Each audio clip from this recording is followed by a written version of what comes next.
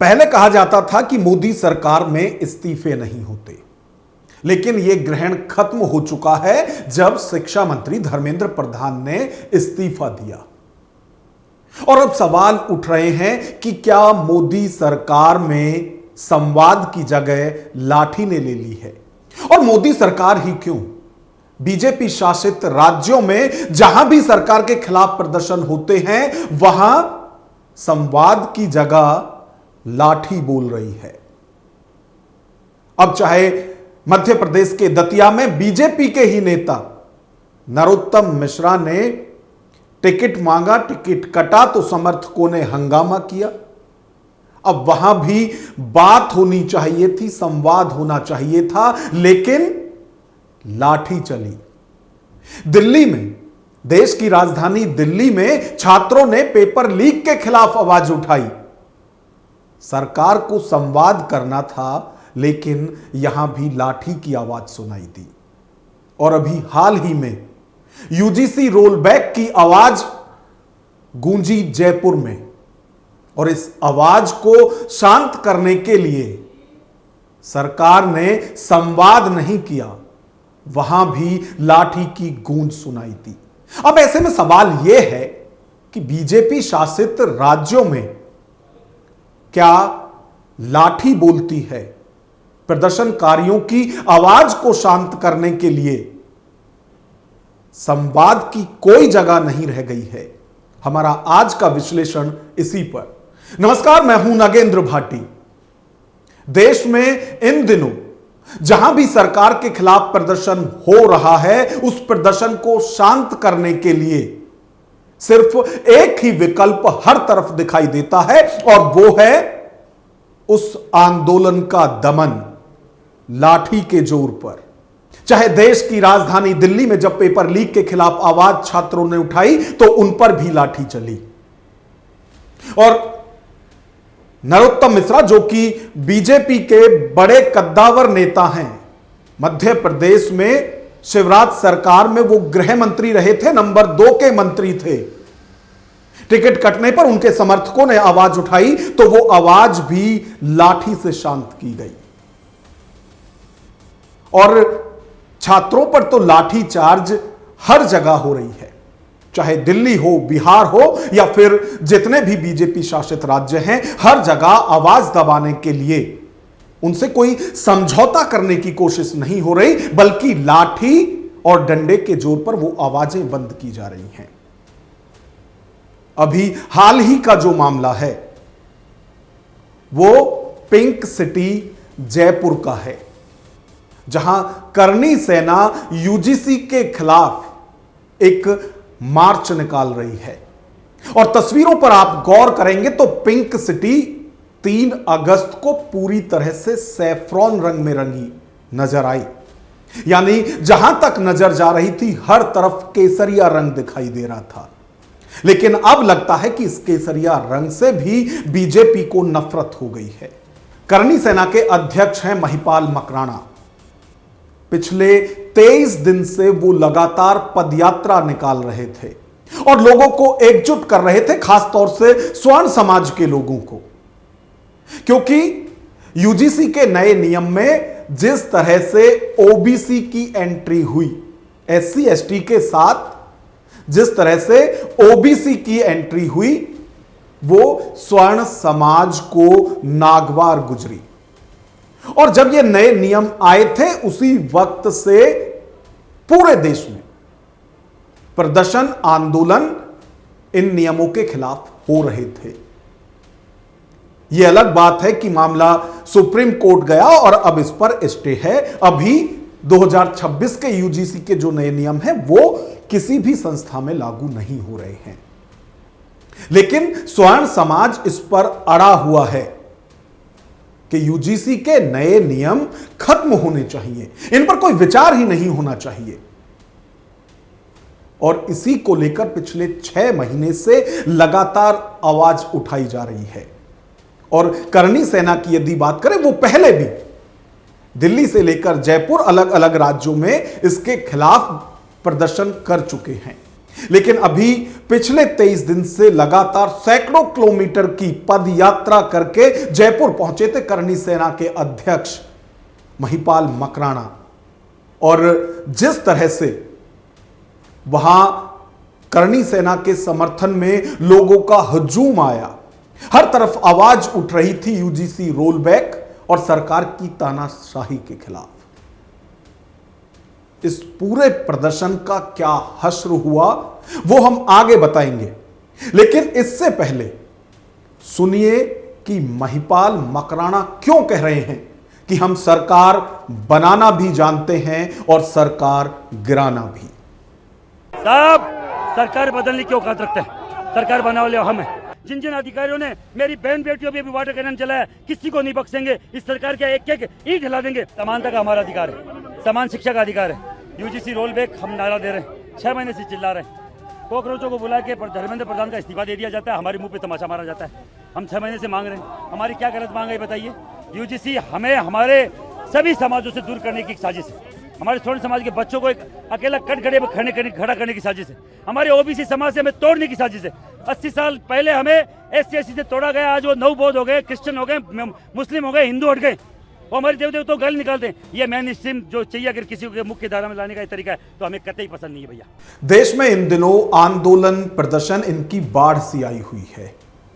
छात्र अपनी मांगों को लेकर अलग अलग राज्यों में अपनी समस्याओं के हिसाब से प्रदर्शन कर रहे हैं।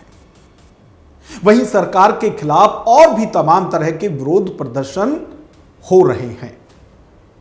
अभी दिल्ली में कॉकरोच जनता पार्टी का प्रदर्शन हुआ और यह प्रदर्शन इतना उग्र और इतना बड़ा हो गया था कि सरकार को झुकना पड़ा और शिक्षा मंत्री धर्मेंद्र प्रधान का इस्तीफा लिया गया।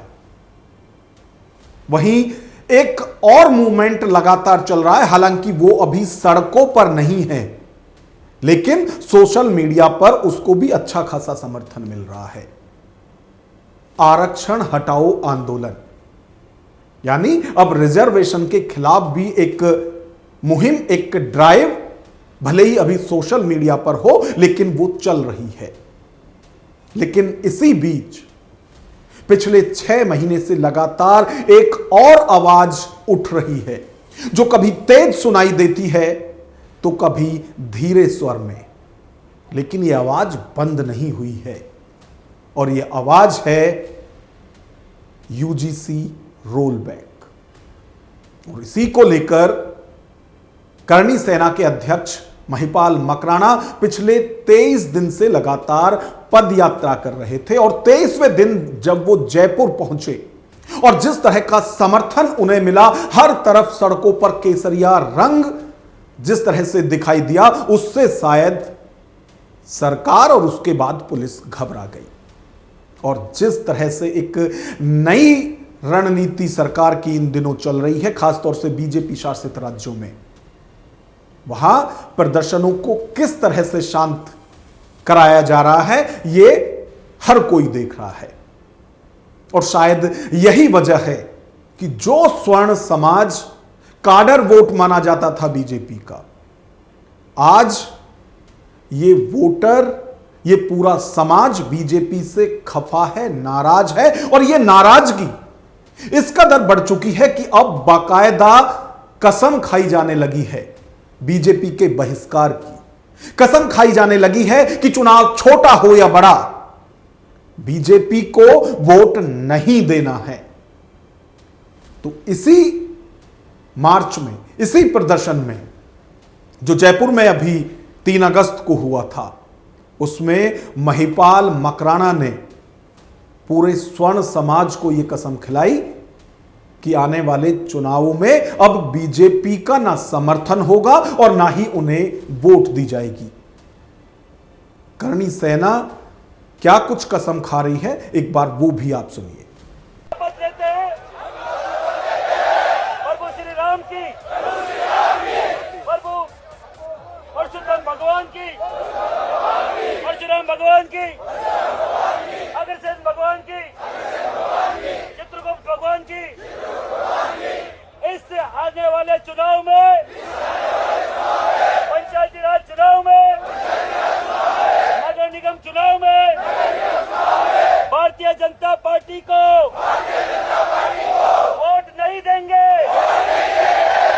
वैसे तो जयपुर पुलिस के साथ यह बात हुई थी करणी सेना की कि जो शांतिपूर्ण मार्च है उसे नहीं रोका जाएगा, क्योंकि करणी सेना और तमाम जो समर्थक थे वो यूजीसी के खिलाफ एक ज्ञापन कलेक्ट्रेट में देना चाहते थे।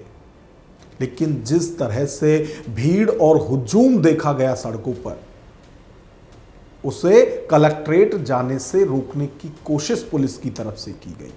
और जब प्रदर्शनकारियों को रोकने की कोशिश हुई और जन सैलाब जो है वो लगातार उमड़ रहा था कलेक्ट्रेट की तरफ, तो इसी बीच उन्हें हटाने के लिए पुलिस की तरफ से लाठी चार्ज भी की गई। और यह लाठी चार्ज जो है अकेले जयपुर में नहीं हुई है, पहले भी कहां कहां किस तरह से पुलिस के डंडे प्रदर्शनकारियों पे पड़े हैं वो हमने आपको बताया है। लेकिन अब एक गुस्सा धीरे धीरे अंदर सुलग रहा है इस पूरे सिस्टम के खिलाफ कि एक लोकतांत्रिक देश में आखिर जनतंत्र में जनता अपनी बात क्यों नहीं रख सकती है।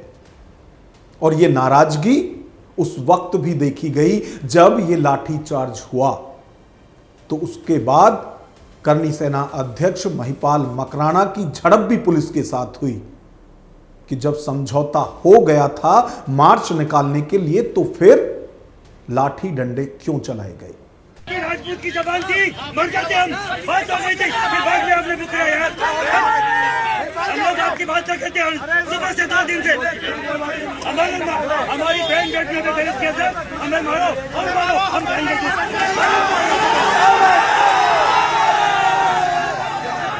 साहब आज तक 20 साल हो गए, उसको पुलिस प्रशासन को हर एक अधिकार जानता, महिपाल जी को आज तक मैंने कभी किसी की बात नहीं करी। हम मरेंगे साहब यहाँ पे।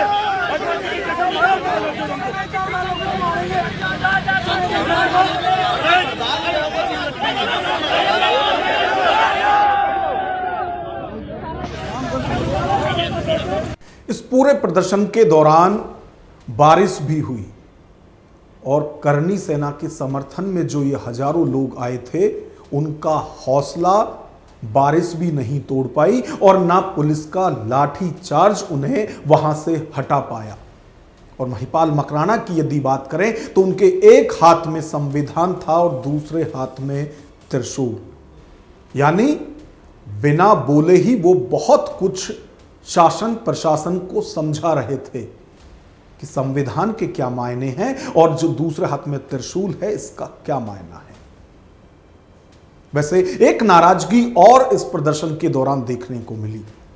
एक तो यह कि लगातार चाहे महिपाल मकराना हो या फिर प्रदर्शन में आए हुए लोग हों, उनकी तरफ से कहा जा रहा था कि वो इस मौजूदा सरकार के कट्टर समर्थक रहे हैं, लेकिन इसके बावजूद भी उनकी आवाज नहीं सुनी जा रही है और आवाज सुनना तो छोड़िए, दबाने के लिए लाठी डंडे और चलाए जा रहे हैं। क्या आज स्वर्ण कॉकरोचों से भी बुरे हो गए हैं? ये सवाल महिपाल मकराना उठा रहे हैं। वो मोदी सरकार को क्या चुनौती, क्या अल्टीमेटम दे रहे हैं, एक बार वो भी आप सुनिए। हमारी परमिशन और इन पे वाटर कैनन चलाते। अरे तुम्हारे जवाई लगते हैं क्या? वो कॉकरोच जवाई लगते हैं। मैं पूछने जा रहा हूँ केंद्र सरकार को, मोदी तेरे जवाई है क्या कॉकरोच? अब तक मोदी जी कर रहे थे दिन से। हमारे बच्चों की सर फाड़ दिए। 81 साल के हमारे पंडित जी महाराज के टांग दो फोल्ड कर दिए इन्होंने। 38 टांग हैं बच्चे होगा। हम यहाँ से नहीं जाएंगे और ज्यादा होगा तो रास्ता जाम कर देंगे। और अगर औकात नहीं करके देखना चाह रहे हैं, अभी एक आपके चैनल के माध्यम से अनाउंस कर दूंगा तो रास्ता जाम हो जाएगा। महिपाल मकराना नाम मेरा। राजस्थान को 2-3 बार मैंने बंद किया मेरे आह्वान पे। बहुत छोटी सी चीज है, किसी चिड़िया भी नहीं हमारे राजस्थान नहीं, पूरा देश जाम कर देंगे, भारत जाम कर देंगे। यूजीसी पे बात नहीं हुई तो ऐसे अधिकारियों को, निर्लज अधिकारियों को, उनको लाज नहीं आई हमारी बहन बेटियों की छाती पे वाटर कैनन चलाते हुए। हमें मारो ना, छाती पे गोली खाएंगे, डर देंगे इनके बाप से। तो एक तरफ एक मुहिम सोशल मीडिया पर चलाई जा रही है जिसमें आवाज उठाई जा रही है कि अब बहुत हो चुका, अब देश से आरक्षण की विदाई होनी चाहिए। और इस पूरे ड्राइव को नाम भी यही दिया गया है, आरक्षण हटाओ आंदोलन। वहीं दूसरी तरफ यूजीसी के खिलाफ जो आवाज उठ रही थी वो एक बार फिर से तेज हो गई है।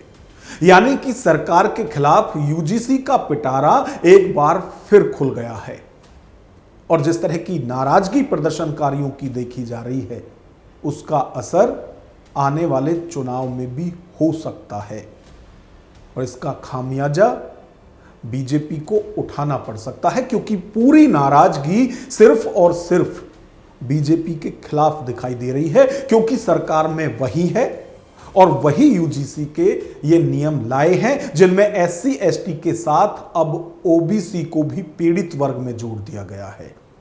और यही वजह है कि ओबीसी की एंट्री से स्वर्ण समाज खफा है। और सवर्णों की यदि बात करें तो वो दावा कर रहे हैं कि ओबीसी समाज को सवर्णों से अलग करने के लिए ये इस तरह के नियम बनाए जा रहे हैं और दलील भी ये दी जा रही है कि पहले जिस तरह से एससी एसटी को आरक्षण दिया गया था और उसके बाद वो अब खुद को हिंदू ही नहीं समझते बल्कि सनातन के खिलाफ कई बार आवाज भी उठाते हैं, तो कहीं वैसा ही हश्र ओबीसी का ना हो जाए। और नाराजगी इसको भी लेकर है कि आखिर सवर्णों ने ऐसी क्या गलती की है कि उनके बच्चों को जन्मजात अपराधी बनाने की कोशिश सरकार इस नियम से कर रही है। इन सब पर आपकी क्या राय है कमेंट बॉक्स में हमें जरूर बताएं। यदि वीडियो पसंद आए तो लाइक करें और इसी तरह की वीडियो देखने के लिए हमारे चैनल को सब्सक्राइब करें। नमस्कार।